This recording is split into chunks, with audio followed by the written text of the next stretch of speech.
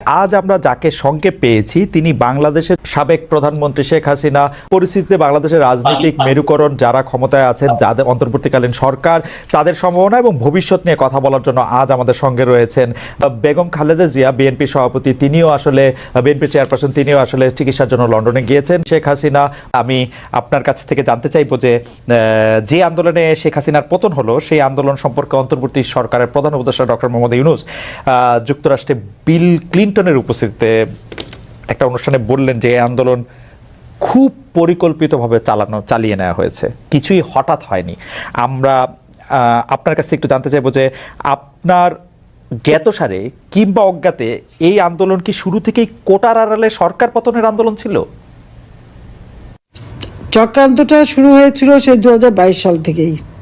কিছুতে আমাকে ক্ষমতায় থাকতে দেবে না।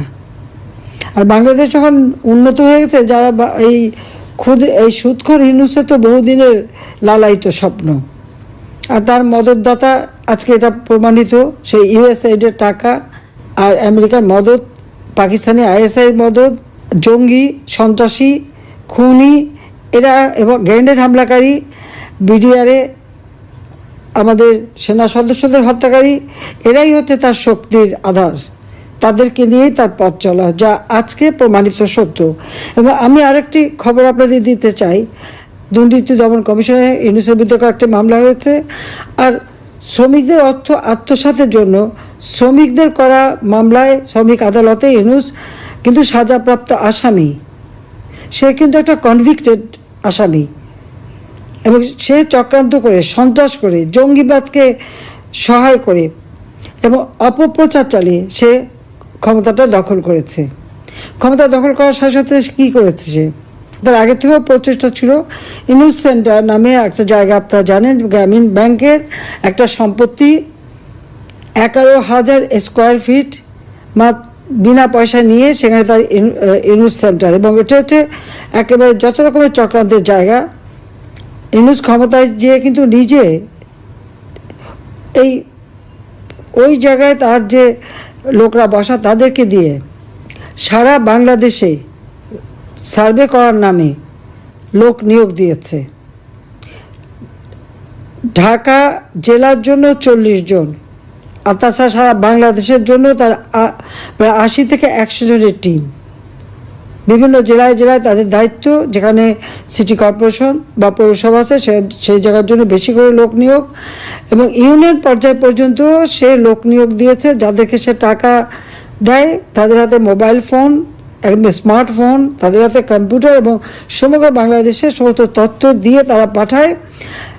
এই তথ্যের যে তথ্যগুলি সে সংগ্রহ করে যাচ্ছে, সেটা হচ্ছে আওয়ামী লীগের নেতারা কে বেশি জনপ্রিয়, অতীতে কে জনপ্রিয় ছিল বা এমপি ছিল বা চেয়ারম্যান ছিল বা কি ছিল, বা ভবিষ্যতে কে হবে আর বর্তমানেও কে আছে, এই সমস্ত তথ্যগুলি সংগ্রহ করা। বিত্তশালী সম্প্রদায় কাকে সমর্থন দেয়, আওয়ামী লীগকে দেয় না কাকে দেয়, তাদের তথ্য সংগ্রহ করা। এবং আওয়ামী লীগ, বিএনপি, জাতীয় পার্টি, জামাত কার কোথায় কি অবস্থা, ভোটের কি অবস্থা, এই সমস্ত তথ্য সংগ্রহ করার জন্য তার কিন্তু এজেন্ট নিয়োগ করা আছে।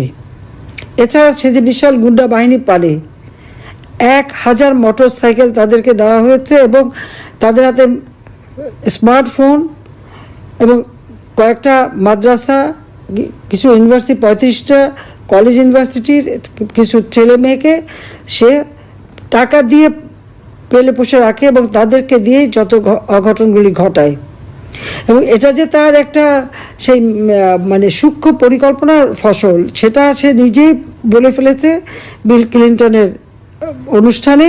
খুব খুশি মনে হাত বা নাচিয়ে বলল যে এটা এখানে ছাত্র না, জনতো না, এটা হচ্ছে তার ম্যাটিকুলাস ডিজাইন করা মাস্টার মাইন্ড দ্বারা এই এমন ঘটনা ঘটিয়েছে যে শেখ হাসিনাকে ক্ষমতা থেকে হটিয়ে সে অবৈধভাবে জোর করে ক্ষমতাটা দখল করে নিয়েছে, মানে ডাকাতি করে ক্ষমতা নেওয়া। এবং ক্ষমতা নেওয়ার পরে আওয়ামী লীগের উপরে যত রকমের অত্যাচার, আর এই অত্যাচারে আরও উৎসাহিত হয়ে বিএনপি আর জামাত তো আছেই। কারণ জামাতের কথা হচ্ছে আমরা যুদ্ধাপরাধীদের বিচার করেছি, যেখানে জিয়াউর রহমান যুদ্ধাপরাধীদের মন্ত্রী করেছিল। আর যারা সাজাপ্রাপ্ত আসামি তাদেরও ছেড়ে দিয়েছিল। গোলাম আজম পাকিস্তানি পাসপোর্ট নিয়ে পাকিস্তানি ছিল, তাকে আবার ফিরত এনেছিল। কাজে তাদের আমরা বিচার করেছি, কাজে সেই প্রতিশোধ দেবে। আর জাতির পিতা বঙ্গবন্ধু শেখ মুজিবুর রহমানের হত্যাকারীদেরকে জিয়াউর রহমান ইন্ডেমনিটি দিয়েছিল, দায় মুক্তি, তাদেরও বিচার করেছি। আজকে আপনারা দেখেন 7ই জুলাই 2024 সালে যে আন্দোলন, কই পুলিশ তো কিছু বলেনি আন্দোলনকারীদেরকে, আমরা তো কিছুই বলিনি, বরং তাদের সাথে আলোচনা করা, তাদের পাশে থাকা। মেয়েরা যখন পথে নেমেছে তাদের নিরাপত্তা, ওই মেয়েরা যখন স্লোগান দেয় শেখ হাসিনা পদত্যাগ চায়, আর আমি তখন তাদের নিরাপত্তা দেই যে তাদের জন্য কোনো রকম অসুবিধা না হয়। আজকে তাদের অবস্থাটা কি? এখন মেয়েরা ঘর থেকে বেরোতে পারে না। তারা এমনই আন্দোলন করলো আর এমনই স্বাধীন করে ফেললো দেশ যে এখন নিজেরাই ঘরবন্দি। এখন যাবে কোথায়, তারা কী করবে? আর সেই যেটা কোনো কোটা ইস্যুই ছিল না, সেই কোটা আন্দোলনই বা তাদের কোথায় গেল? আর এখন সপ্তদলীয়করণ, এই অস্ত্র লাঠি সোটা নিয়ে চিফ জাস্টিসকে পদত্যাগ করতে বাধ্য, জজকে পদত্যাগ করতে বাধ্য। কোনোদিন এই অবস্থায় কখনো বাংলাদেশকে ভাবতে পারেনি। শিক্ষকদের চাকরি থেকে বের করে দিচ্ছে, ইউনিভার্সিটি, কলেজ, স্কুল সব জায়গায় ছাত্রছাত্রীদের অপমান করাচ্ছে, প্রতি পদে পদে চরমভাবে মানবাধিকার লঙ্ঘন করে যাচ্ছে। বাড়িতে ছোট শিশু তা থাকা সত্ত্বেও বাবা মাকে গ্রেপ্তার করেছে, বাবাকে তাকে মাকেও। তো এই বাচ্চাটাকে কে দেখবে? কি হবে তার? 93 জন আইনজীবীর বিরুদ্ধে মামলা তারা সারেন্ডার করেছে, তাদের জামিন দেবে না। কিছু জামিন দিয়েছে, কিছু দিচ্ছে না। মানে আপনি যে বিচার চাইবেন সেই সুযোগটাও নাই। আইনজীবীদের এইভাবে গণহারে মামলা দেওয়া, গ্রেপ্তার করা, পৃথিবীর কোনো সভ্য দেশে এরকম ঘটনা ঘটে বলে আমার তো জানা নেই, আমি তো দেখিনি। কাজে বাংলাদেশ আজকে কি? আইনের শাসন নাই, ন্যায় বিচার পাওয়ার অধিকার নাই, নারীদের কোনো স্বাধীনতা নাই। এবারে ঈদে শ্রমিকদের কান্নায় ভরা, 1100 ইন্ডাস্ট্রি বন্ধ, শ্রমিকদের কাজ পায় না। তার উপর আমার আওয়ামী লীগের নেতাকর্মীদের ঘর বা বসত বাড়ি, ব্যবসা প্রতিষ্ঠান, তাদের গরুর খামার, মৎস্য খামার, মুরগির খামার, ফলের বাগান সবই ধ্বংস। দোকানপাট যা ছিল একেবারে সব ভেঙে চুরে লুটপাট করে জ্বালিয়ে পুড়িয়ে নিঃস্ব করে দিচ্ছে। কেন? আওয়ামী লীগ যেন আর কোনোদিন মাথা তুলে দাঁড়াতে না পারে, এটাই তাদের চেষ্টা। হাজার হাজার ছাত্রছাত্রীরা আজকে লেখাপড়া করতে পারে না, ডিগ্রি কেড়ে নেয়, তাদেরকে পড়াশোনা করতে দেবে না। একটা মেয়ে পরীক্ষা দিতে গেল, তাকে কিভাবে লাঞ্ছিত করলো, তাকে যারা মারলো, চুল ধরে টেনে মাটিতে ফেললো, পুলিশ দাঁড়িয়ে থাকলো, সেনাবাহিনীর সদস্য দাঁড়িয়ে থাকলো, অপরাধীদের কিছুই বললো না। আর যে মার খেলো সেই মেয়েটাকে ধরে নিয়ে জেলে পড়লো। এই পুলিশ, সেনাবাহিনী হোক, প্রশাসন হোক, জনগণের ট্যাক্সের টাকা তারা বেতন পায়। আর তাদের সকলেরই আমি কিন্তু জীবনমান উন্নত করে দিয়েছি, বেতন ভাতা বাড়িয়ে দিয়েছি। কিন্তু এখন কি দেখলাম, তাদের কাছ থেকে জনগণ ন্যায় বিচার পেতে পারে না। এটা কোন ধরনের অবস্থা? একটা ইউনিয়ন পর্যন্ত এজেন্ট লাগিয়ে দিয়ে হাজার হাজার টাকা কোটি টাকা খরচ করে ইউনুস এখন কীভাবে আওয়ামী লীগ, 14 দল, মুক্তিযোদ্ধা, তাদেরকে নিঃস্ব করে দেওয়া, তাদেরকে ধ্বংস করে দেওয়া, সেই চেষ্টাই করে যাচ্ছে। আর তার দোসর জঙ্গি, সন্ত্রাসী, খুনি, দুর্নীতিবাজ, অবৈধ অস্ত্রধারী এবং জেলখানা থেকে তাদের সবাইকে মুক্তি দিয়েছে।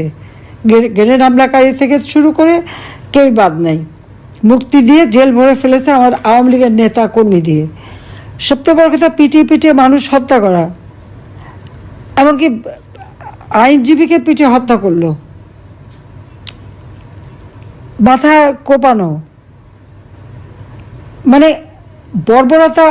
পাকিস্তান আর্মি গুলি করে মানুষ মারত, আর এরা এমনই বর্বর যে পিটিয়ে হত্যা, এমনকি অন্তঃসত্ত্বা নারী পুলিশ কনস্টেবলকেও ছাড়েনি। আর আমাদের মেয়েদের উপরে ইফতার বন্টন করতে, তাকেও, তার উপরেও জুলুম, তাকেও মেরে পাতা ফাটিয়ে দিয়েছে এবং কয়েকটা সেলাই পড়েছে।